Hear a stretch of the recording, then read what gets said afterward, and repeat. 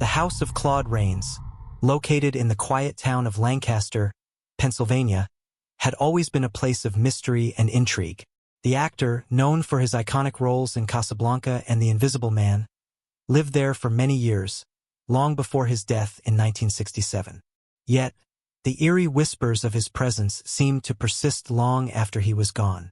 Those who lived in or near the grand old house spoke in hushed tones of strange occurrences. Most notably, the low murmur of a voice, one so familiar and unmistakably Rains' distinct tone, could be heard drifting from the large library late at night. It wasn't just any ordinary voice. The rhythm of it, the cadence, suggested someone rehearsing a part, as though preparing for an important scene.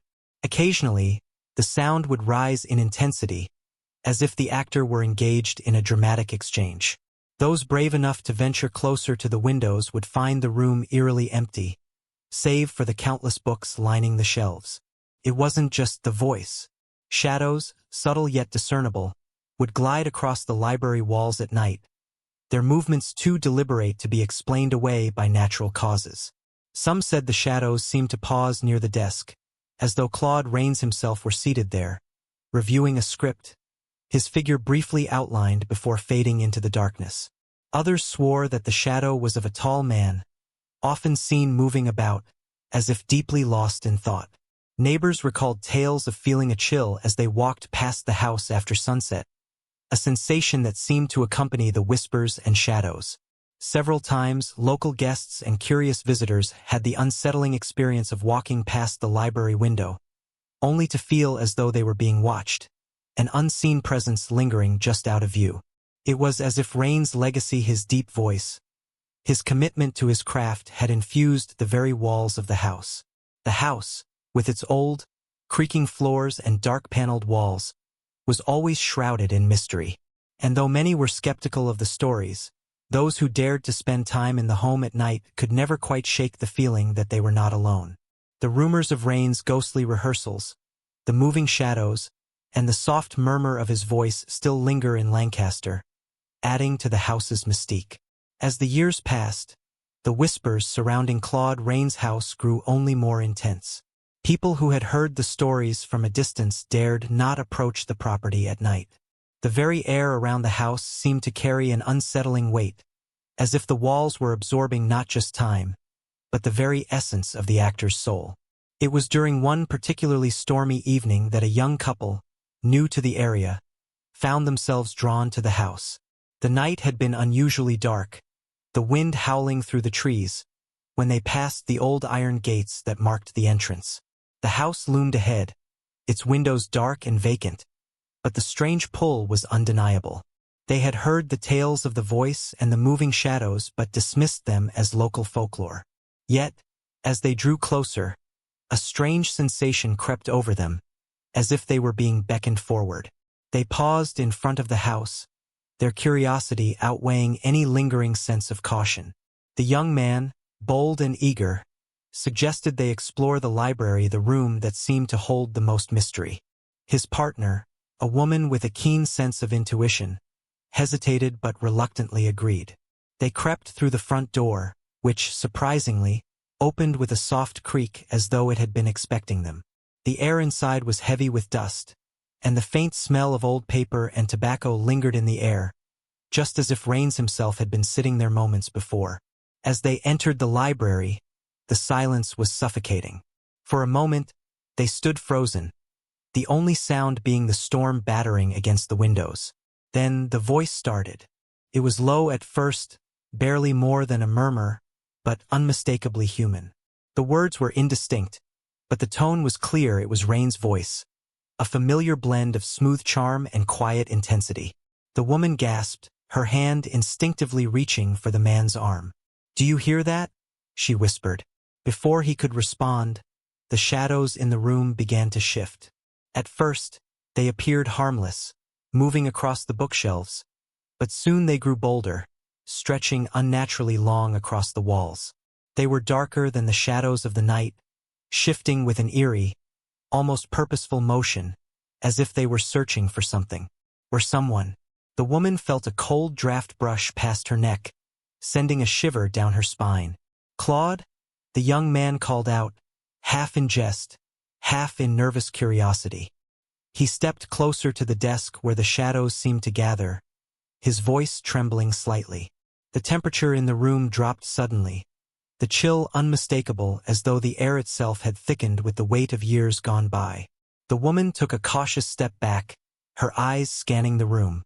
"This isn't right," she murmured, feeling the presence of something that couldn't be explained by mere superstition.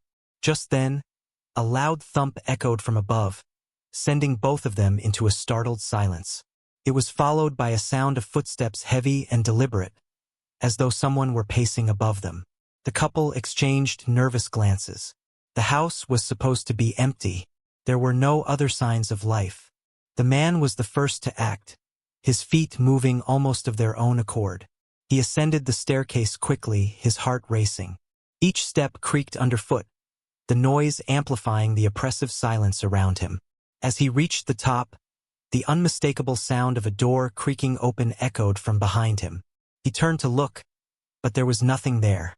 At the end of the hall, the door to what seemed like Rains' old study stood ajar. The dim light from the hallway barely reached inside, but just enough to see the silhouette of a figure standing by the desk. The shadows inside the room appeared unnaturally deep, stretching beyond the walls.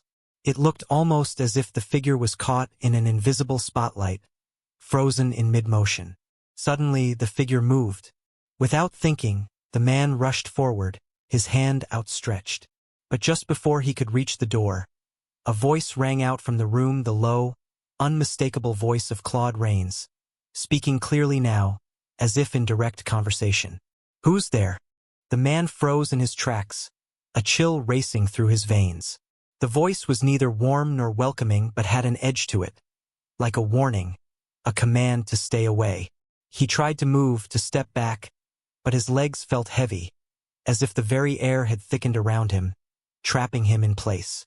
The woman called out from the hallway below, her voice trembling. "Come back. We need to leave now." But as she spoke, the footsteps began again, this time, not above them, but below, as if someone were pacing through the library downstairs. The sound grew louder, faster, and the shadows in the study seemed to stretch toward the door, as if reaching for the man. He backed away slowly, his eyes never leaving the darkened room. The whispers escalated, now overlapping, a jumbled cacophony of voices. Just as he turned to flee, a sudden, deafening crash rang out from the room, the sound of something heavy being thrown across the floor, followed by an eerie silence. The door slammed shut with a violent force, echoing through the house. Terrified, the couple bolted for the stairs, their hearts pounding in their chests. The air seemed to press in on them as they descended, and just before they reached the front door, they turned for one last look. In the library window they saw it, a shadow unmistakably human standing at the desk, its features obscured, but the silhouette of a tall man, clearly visible, with his hand resting on an invisible object.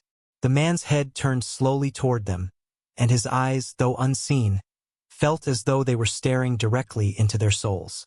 Without another word, they fled the house, leaving the door wide open behind them, their hearts racing with the overwhelming certainty that something in the house had just watched them leave. The next morning, the house was quiet once again. The library remained undisturbed, the shadows still, and the voice, that haunting voice, had fallen silent. Yet, those who knew of the house whispered among themselves that Claude Rains' presence was not simply a ghost of the past. It was something more, something that refused to let go.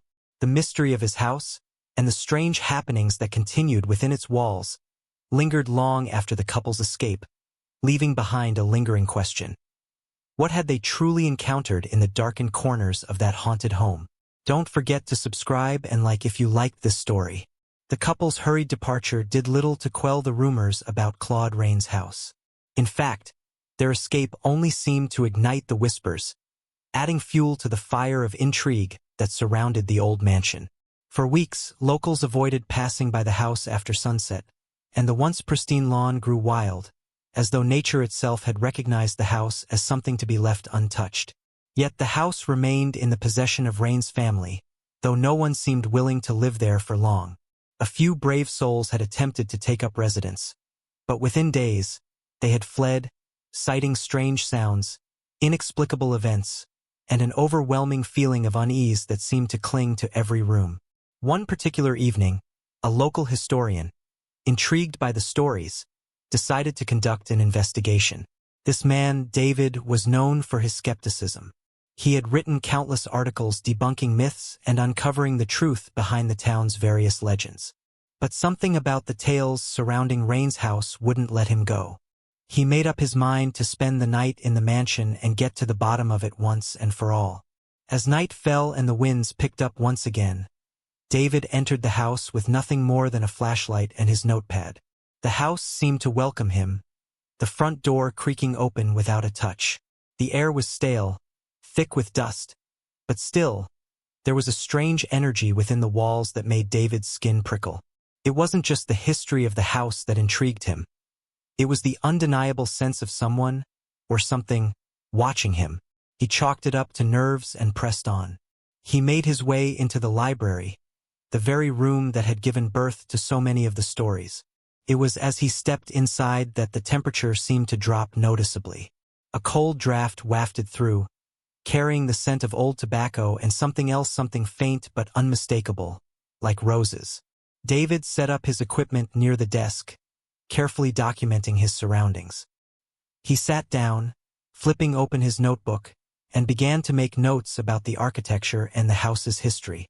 As he wrote, he heard that voice again, barely a whisper, but unmistakably the deep, resonant tone of Claude Rains. "Why are you here?" The voice, though faint, sent a chill down David's spine. He glanced around the empty room, his heart rate increasing. No one else was there.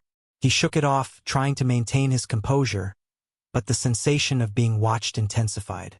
The shadows in the corners of the room seemed to twitch, as though moving in response to his presence. David's eyes darted toward the far wall, where the faintest outline of a figure could be seen, a tall, looming shape, barely perceptible but definitely present. He stood quickly, his mind racing. The room felt too small, too confined now. The air seemed to close in on him, thick with the weight of unseen eyes. The shadow grew clearer, taking form, until it became unmistakable. A man, standing with his back to him. "Claude," David whispered, his voice trembling despite himself. The figure remained still, unmoving, its features obscured in the low light. But David's breath caught in his throat as the figure slowly turned to face him. His heart pounded in his chest as he realized that the shadow was not simply an illusion. It was a person, or something that resembled a person. The figure did not speak, but David felt a shift in the atmosphere, the unmistakable presence of something watching, studying him. It was as if the house itself had come alive, aware of his intrusion, and was now sizing him up. David, too intrigued to retreat, took a step closer. He reached out, his fingers brushing the edge of the desk, and as he did, he heard it again. The voice, not a whisper this time, but a soft, deliberate tone. "You should leave." David's blood ran cold. The words were clear, but not from the figure, they came from the shadows themselves, as if the very darkness had spoken. The shadow of the man began to move again, its shape flickering between solid and ethereal, as though it was caught in two realms. The room seemed to close in on him, the temperature dropping even further. Suddenly, the air grew heavy, thick with tension. The lights flickered once, twice, and then a loud crash echoed through the house. David's heart skipped a beat, and he whipped around to find the source. A book had fallen from one of the high shelves, landing with a force that reverberated through the entire house. "Get out!" This time, the voice was a command, urgent and commanding. David stumbled back, his legs trembling. He glanced at the shadow one final time and saw it move again, not in the slow, deliberate manner of before, but quickly, as if it were now approaching him. The air in the room became suffocating, and the temperature plummeted further, his breath now visible in the freezing cold. With a rush of adrenaline, David bolted for the door, his footsteps echoing down the hallway. As he passed the staircase, he heard the unmistakable sound of boots, heavy footsteps, following him, echoing through the house with each frantic step he took. His pulse raced as he reached the front door, throwing it open just as the figure emerged in the doorway behind him. But when he turned around, the figure had vanished. The house was eerily quiet once more. David stood on the porch, gasping for air, feeling the weight of something unexplainable pressing down on him. He had come to uncover the truth, but what he had found was far more than he had bargained for. As he looked back at the mansion, he could have sworn he saw a figure standing in the upstairs window, watching him from the darkened room.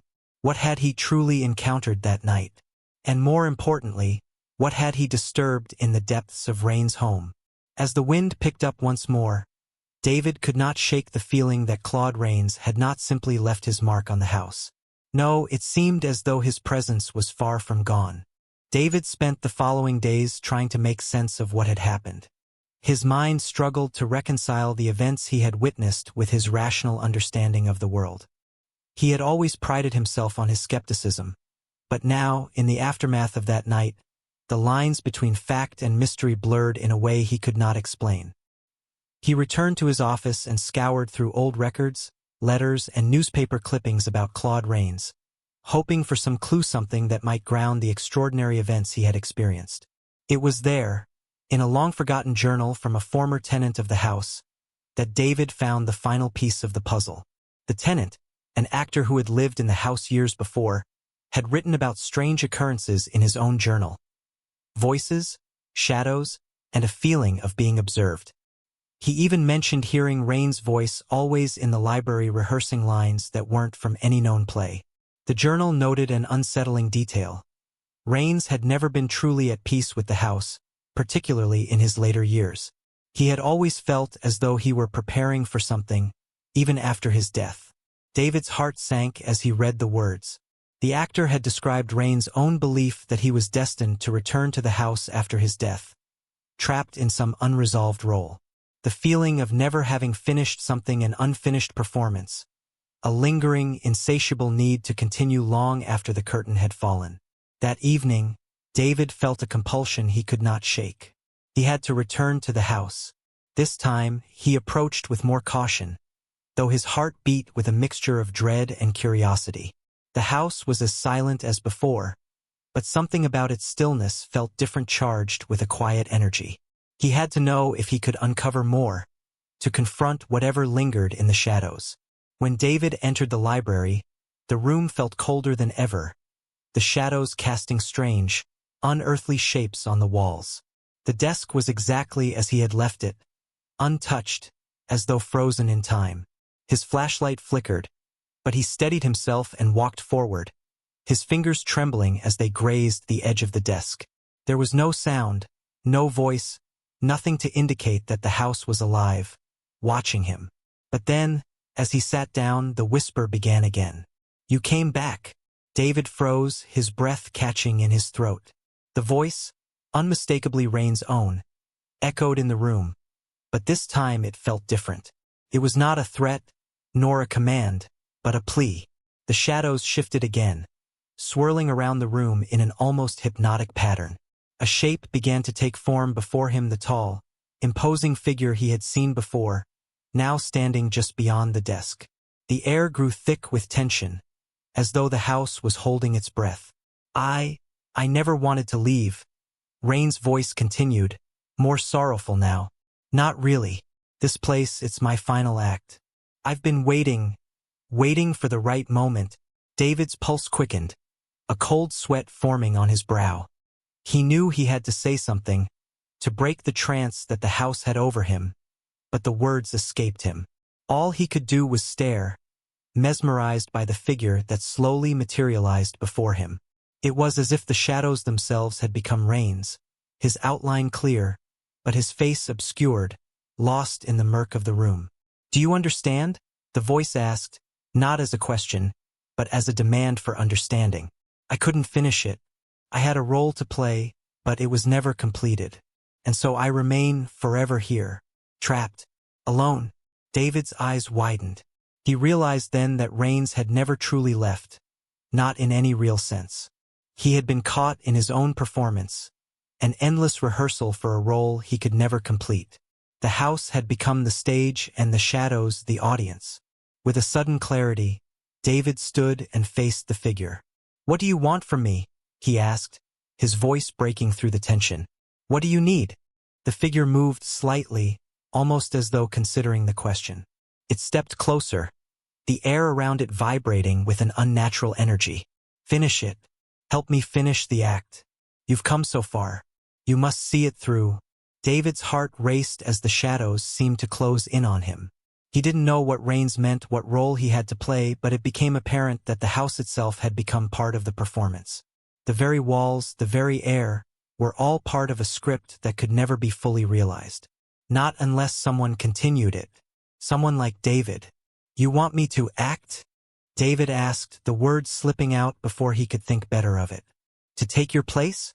The figure nodded slowly, and in the dim light, David saw the briefest flash of a face not Rains, but something older, more haunting, as though the actor's spirit had been reshaped by years of being trapped in the same performance. As the voice whispered again, "Only you can finish it," David felt his entire being trembling, torn between dread and an overwhelming need to understand. The moment stretched on, suspended in time, and for the first time, David realized that Rains might not be the only one who had been trapped in this house. The house itself had become a living, breathing thing, and it was waiting for him, too, to play his part. But which role would he choose? Suddenly, a deafening noise filled the room, an echo of something grand, something ancient, and the figure was gone. The shadows retreated into their corners, and the air felt still again. David stood in the empty library, his mind racing with questions, his heart heavy with uncertainty. Had he truly understood what he had seen? Had he glimpsed the key to the house's torment, or was he now, too, a part of its performance, forever bound to its ghostly script? As he left the house that night, he felt the weight of something unseen pressing on his chest. The door slammed shut behind him with a finality that left no room for escape. And in the distance, as he looked back, he could have sworn he saw a figure watching him from the upper window. But he didn't stop, because David knew, deep down, that the house was never truly empty. Not as long as someone remained to hear the call. Don't forget to subscribe and like if you liked this story.